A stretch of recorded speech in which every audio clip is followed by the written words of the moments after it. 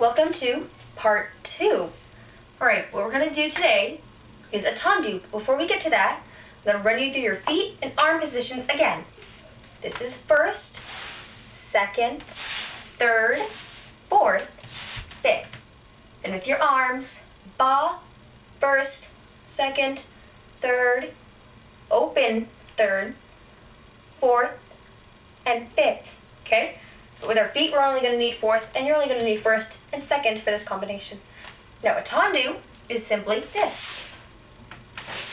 It's very simple. There are a lot of things to remember. It's very important. Anytime we bring our leg off the floor, we do a tendu first.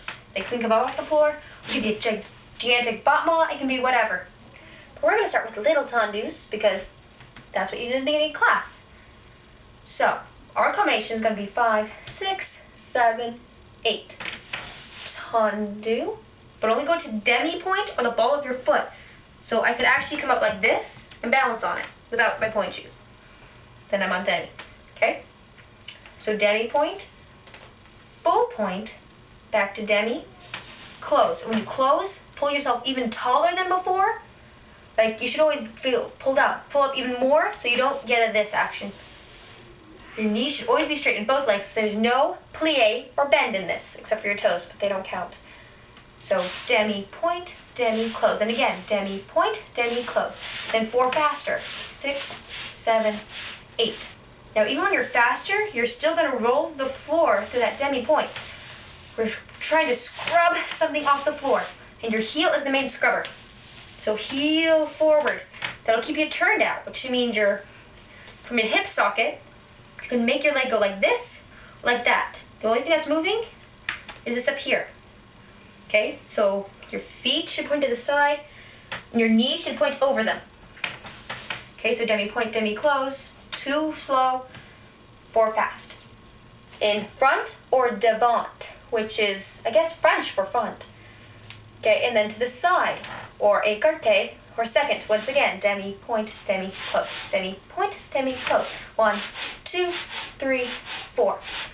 Okay, now in this position, there are a few other things to remember. This is definitely a tendency to lift this hip up and turn that leg in. Don't. Think under and pressed. But don't do it like this either. Straight up. Pull that tummy in, stomach under, shoulders down. Not like I did in that fifth position. And no sickle. That's what happens when this happens. This happens too, but it's so seldom, it doesn't even have a name. Okay? Sickle. Don't do that.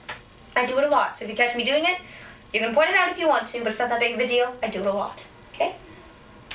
So, demi-point, demi-close, 1, 2, 3, 4, to the side. Or second or écarté. I'll probably say second.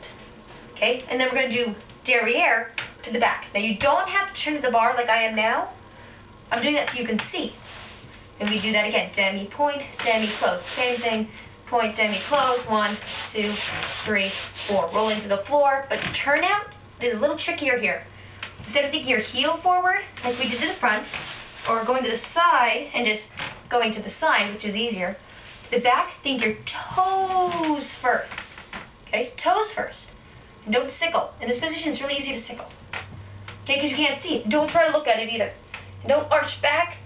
Think a string that's pulling you forward from your chest, like you're, I don't know, you're about to fly. Okay? So demi-point, demi-close, demi-point, demi-close, 4 faster. And then to the side again, demi-point, demi-close, demi-point, demi-close, 1, 2, 3, 4. Pushing to the floor, always going to your toes. This part is just to help you master that feeling, and so when you go faster, it'll roll much better. Okay? And your arm should stay like this the whole time. Don't let it do this action or this. We call this a chicken wing. This is very uncommon. It usually just gets tired and goes. Support it with your back muscles. Your shoulder blades are going to be close together. If I was in a leotard, I could show you where shoulder blades would be close together. Not like next to each other.